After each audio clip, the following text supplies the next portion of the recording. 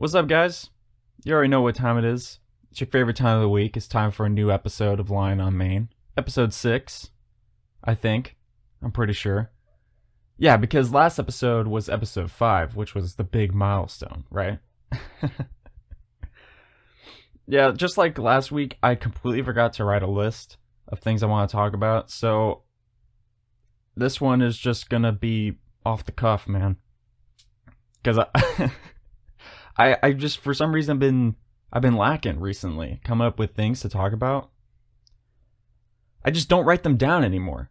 I think about them throughout the week, and I think, yes, this is going to be a good segment, and then I just don't write them down anymore. And I don't know why. Because I wrote them down for all the other episodes, but then last episode and this episode, I just didn't. Well, at least I got my trusty cup of joe with me. I got it in a Starbucks mug now. Got it for my birthday one time a while back. I don't really go to Starbucks. I'm more of a Dunkin' guy myself, but, Starbucks is pretty chill. My favorite thing to get at Dunkin' are the matcha lattes. I don't know if you guys have ever had matchas, whether it be from Dunkin' or Starbucks, because I'm pretty sure they have them at Starbucks too, but those shits are so good. I don't know why, but I can't get enough of that shit. Like every time I go to Dunkin', I have to get a matcha. Everyone else I go with gets like an iced coffee, or now everyone's going with the cold brew and shit, but nah, I gotta get myself a hot matcha latte. Because they're just so good. And it's so weird because it's one of those just like green drinks. And for the longest time, every time I saw someone drinking a green drink, I thought it looked so gross.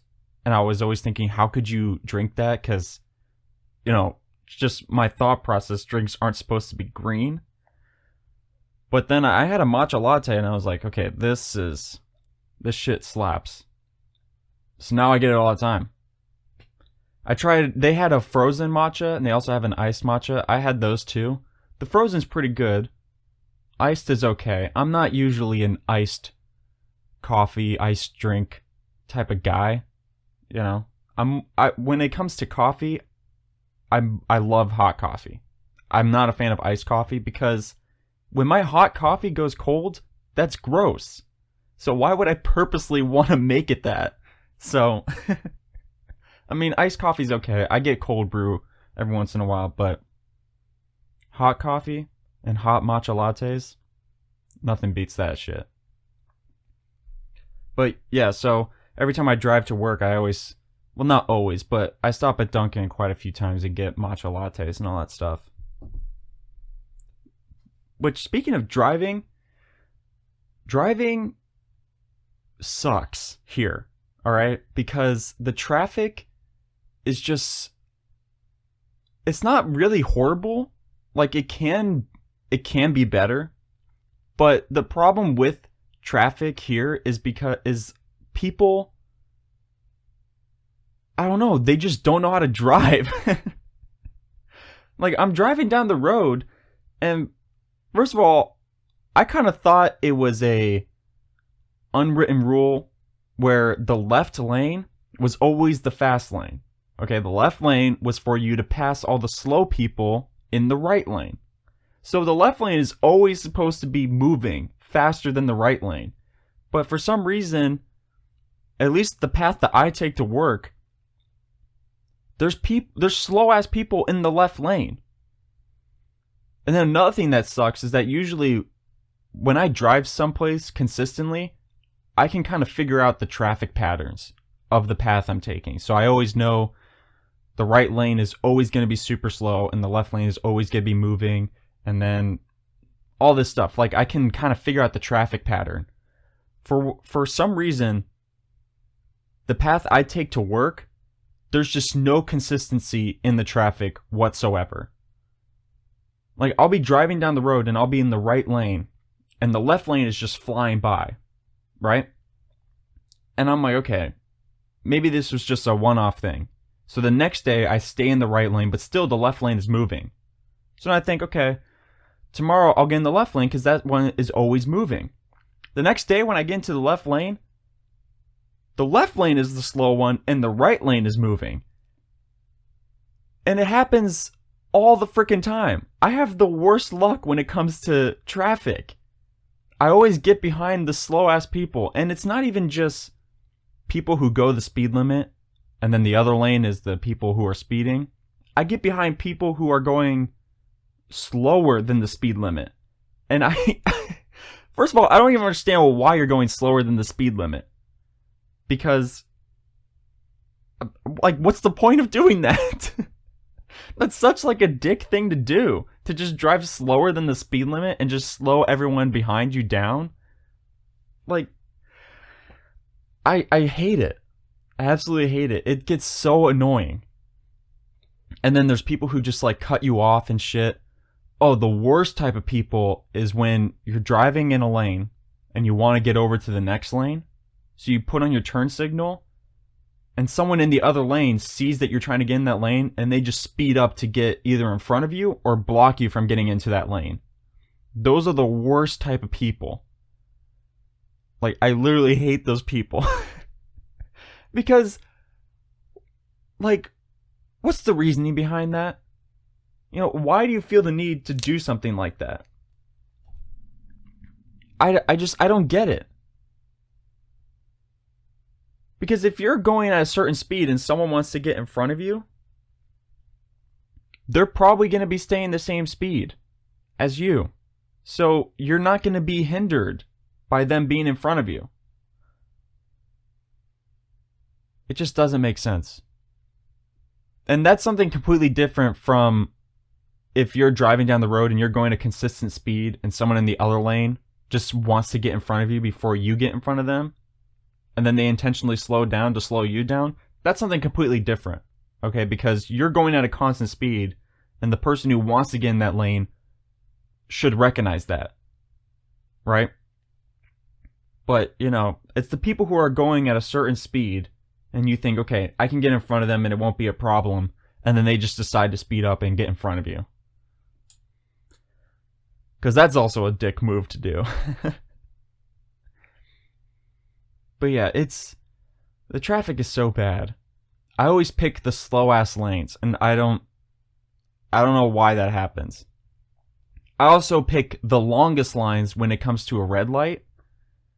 You know, I'll get in a lane, and then the light turns red, and the other lane only has like 3 cars, and I'm like 10 cars back. And it would be the lane that's going faster also. So that would be the reason why I was in that lane. Because I was like, okay, this line's moving faster. This is going the speed limit, or, you know, maybe a little bit more, you know, if we're feeling a little dangerous. But then when it comes to a red light, the fast lane just gets backed up. And like, how does that happen? How does the slow lane not get backed up? And that only happens when I'm in the fast lane. Because if I was in the slow lane will be backed up. Guaranteed. Because that's just my luck when it comes to driving. And the thing is, I'm not a speed demon, okay? I'm not a person who goes like, I don't know, like 50 miles per hour over the speed limit, okay? I safely speed. I'm a safe speeder, okay?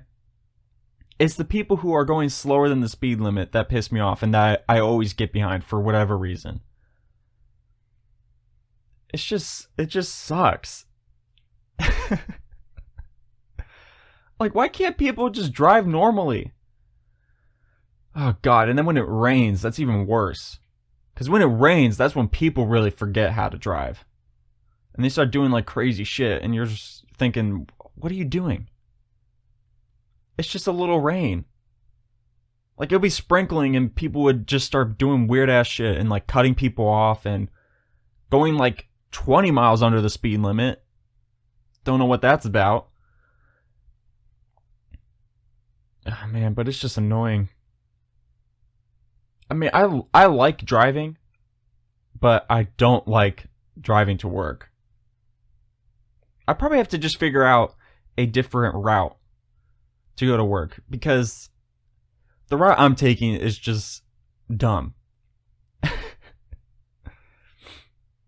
But the problem is that it's also the fastest route to work. Like if I take another route, it's probably going to end up being the exact same time, or it would take even more time.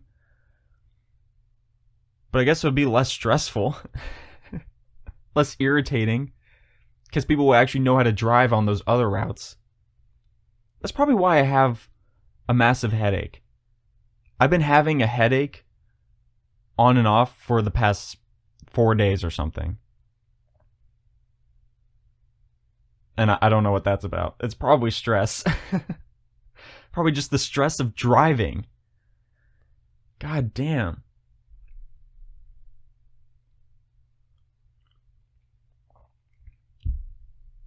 But yeah, headaches suck.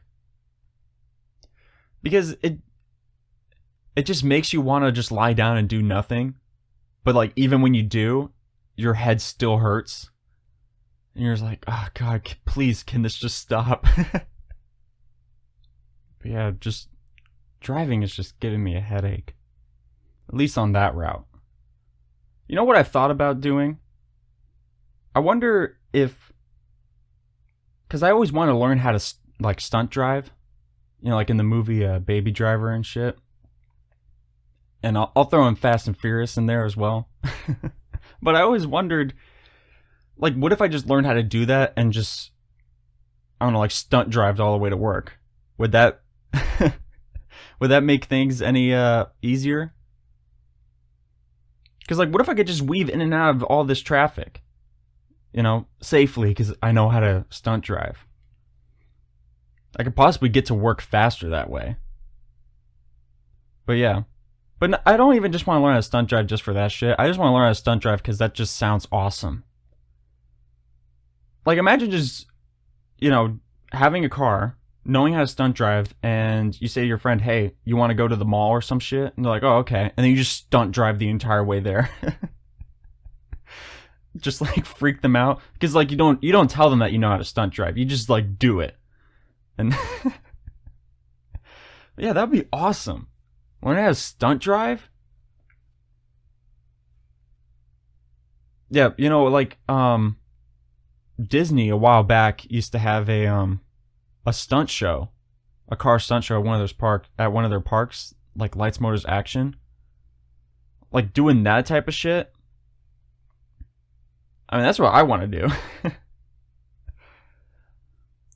Yeah, but I've always been into just like race cars and shit, because I also want to know how to well, like, you don't really learn how to go-kart race because you're just racing a car, but I always wanted to go-kart racing and do like actual car racing and drag racing and shit like that, because that just sounds awesome doing that. But yeah, I don't know of any places around here that that offer, like, I don't know, go-kart racing. Well, I mean, I know there's like, I know you can go to like carnivals and shit and do that, but I'm talking about for real go-kart racing, you know, not like the kiddie shit. Yeah, because I mean, I want to go fast, okay? I don't want to go slow. I don't want, fuck, ow. I keep banging my hand on my table. God damn. No, okay, but back to what I was talking about. I want to know how to go-kart race. Like, for real. Fast cars and shit. Oh my god, learn how to stunt drive and then go-kart racing? You probably could be unstoppable. Just be Baby Driver on the go-kart track.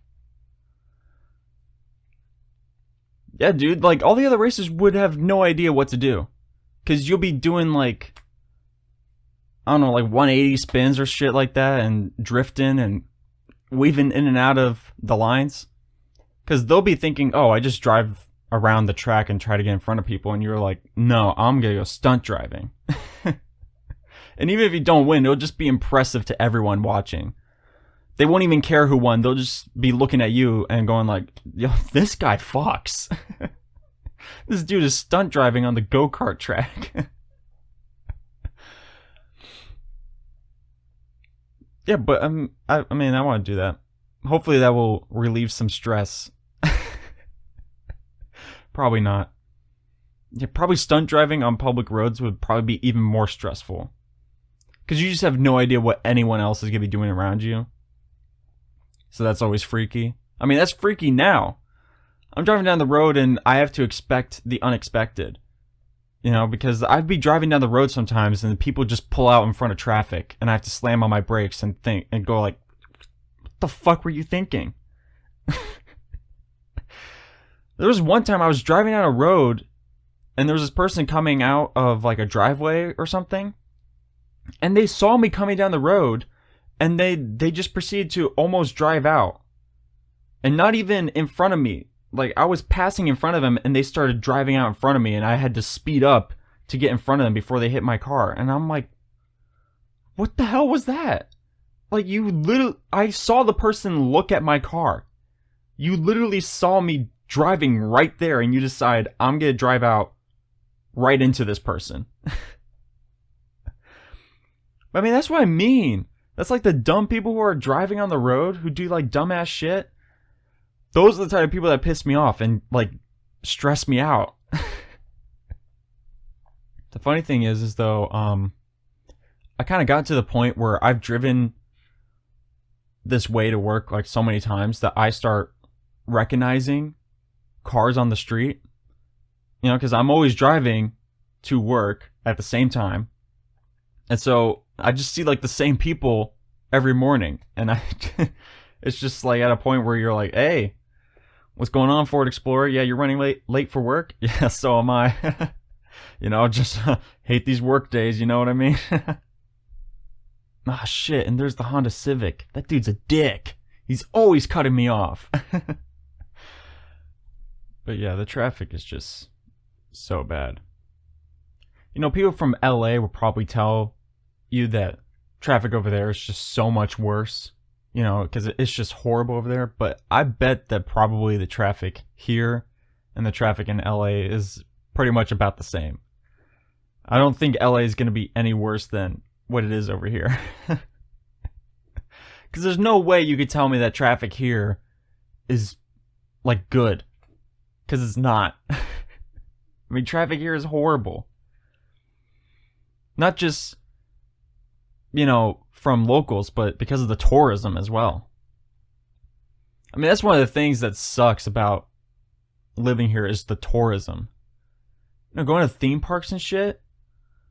Like, when you go to theme parks, like, I just went to Universal recently, and you could totally tell that it's spring break, and a lot of tourists are going because, like, the smell of sunscreen was just like unbearable. I hate the smell of sunscreen. And so like right when I walked in, you're just bombarded with the scent of sunscreen and you're just like, oh God, like please, like it's the aerosol cans, like the spray cans, which is the worst, okay, because it gets freaking everywhere.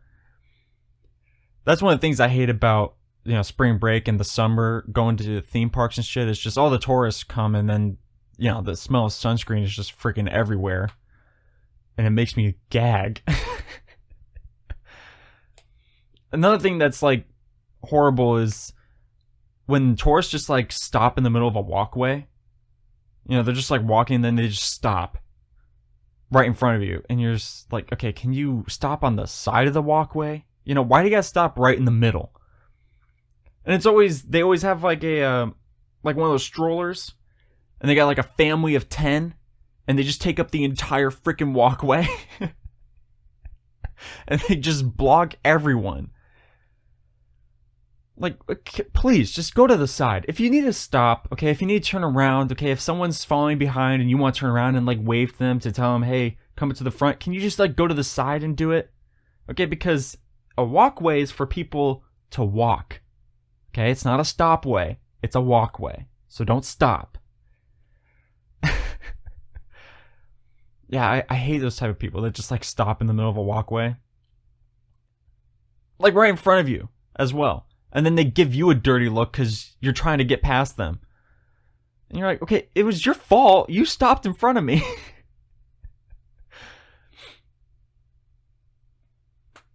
Yeah, that's why going to theme parks on like slower days is just so much better. Not just because it's lower crowds, but because there's lower tourism. There's not people just stopping in the middle of the walkway. Because locals know you don't stop in the middle of the walkway.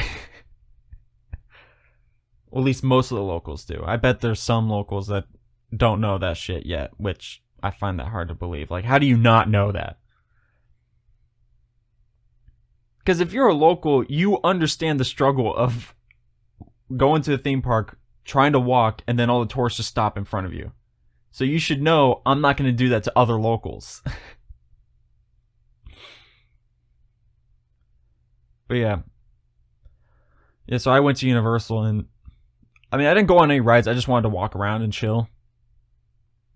So, I mean, it was pretty neat. I was checking out the new roller coaster that they got going on over there. The new Velocicoaster. And let me tell you, like, that roller coaster looks amazing. I can't wait to go on it.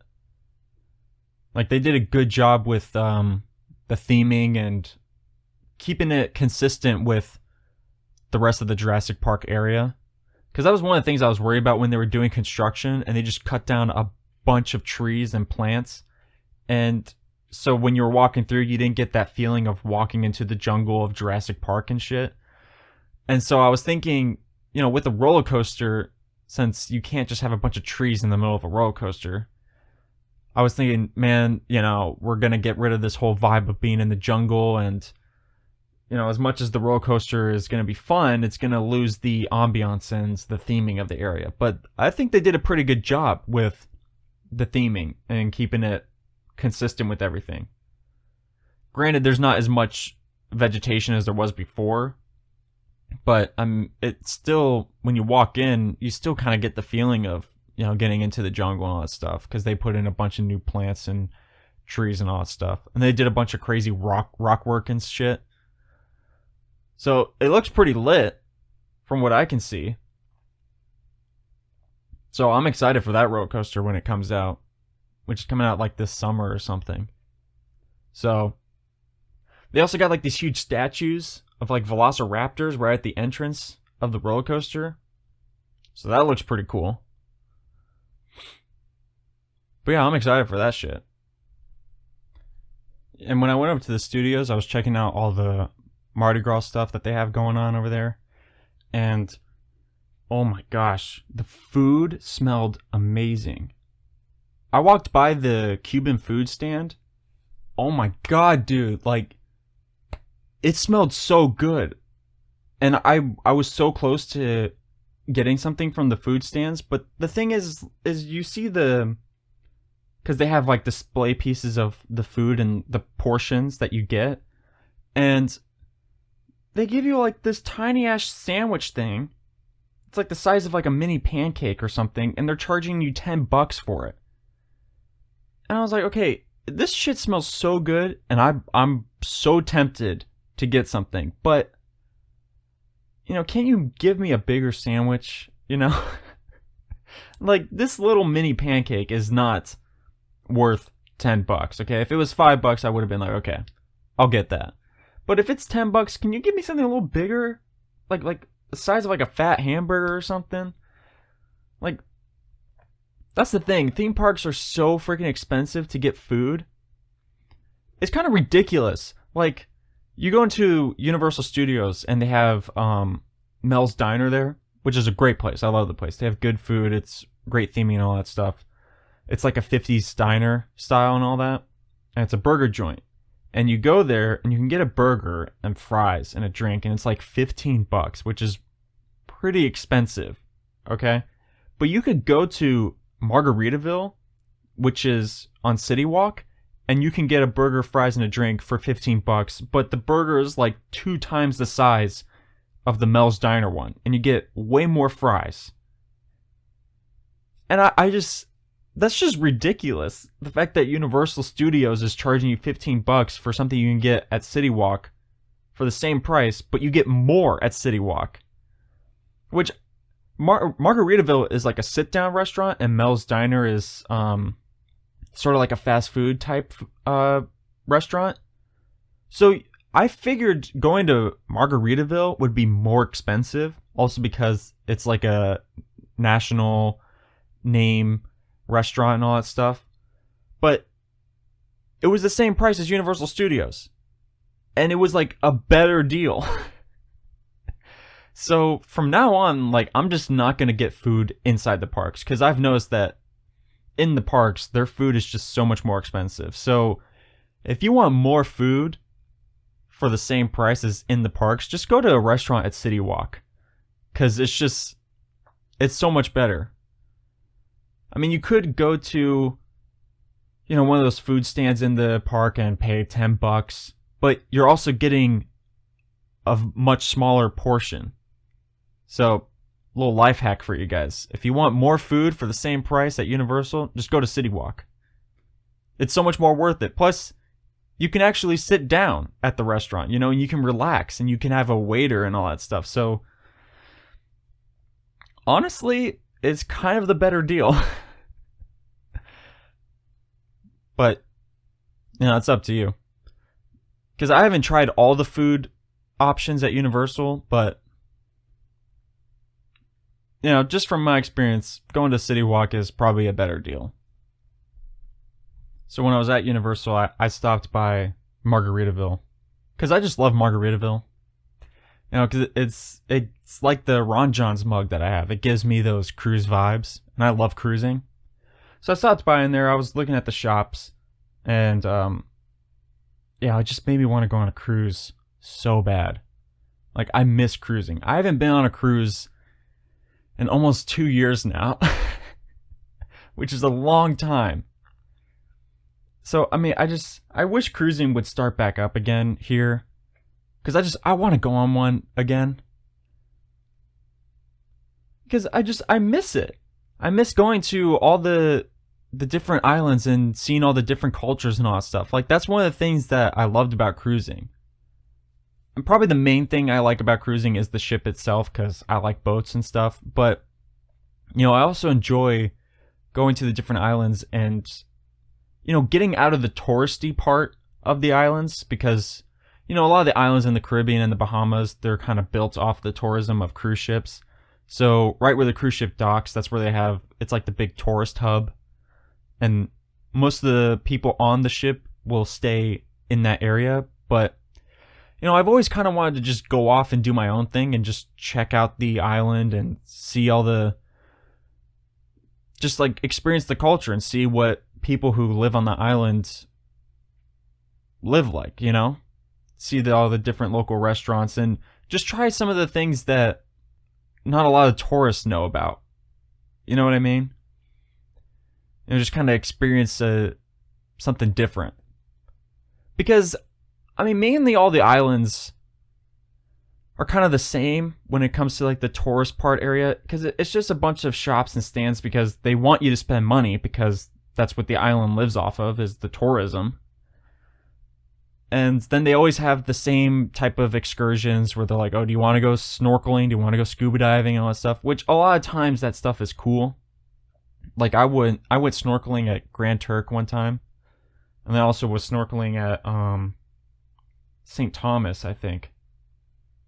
Which, they're fun. They're interesting. Don't get me wrong. Like, I love snorkeling and all that stuff. But, maybe sometimes you just want to, I don't know, hop in a cab and just drive to the other side of the island and then just see what life is like. Experience something new. Because, like I said, all the islands have the same basic excursions that the ship offers. There's going to be snorkeling.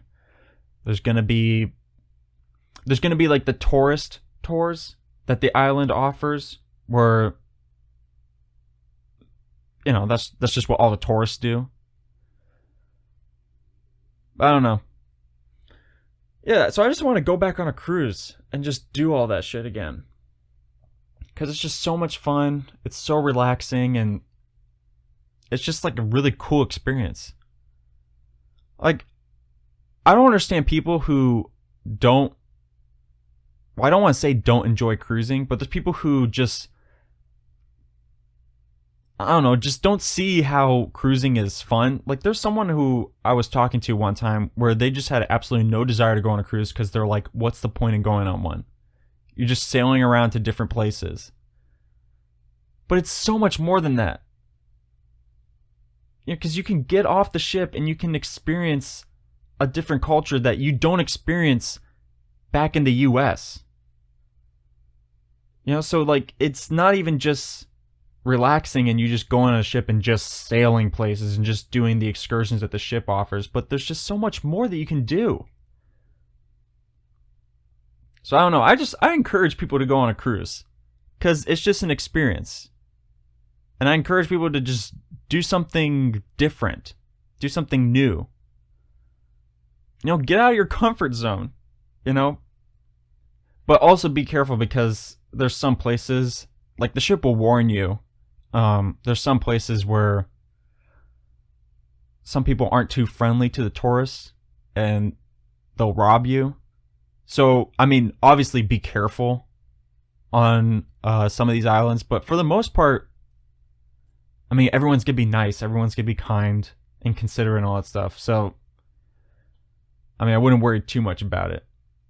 But, just experience something different. And then you can get back on the ship and then you can meet new people on the ship and tell them about the excursion that you had. And people will be like, whoa, I never even thought about doing something like that. And you can encourage more people to, experience something new. I don't know, that's just what I'm about. I'm all about trying new things, doing different things. Because just doing the same thing over and over and over again just gets real boring after a while. But yeah, that's my little cruise rant. Well, it's not really a rant, but that's my 2 cents. That's my encouragement for the day. Do something new. Not even just like on a cruise. Just do something different, something new. If you want to hang out with a friend and they're like, oh, let's go to the mall again or some shit, just go like, no, let's do something different.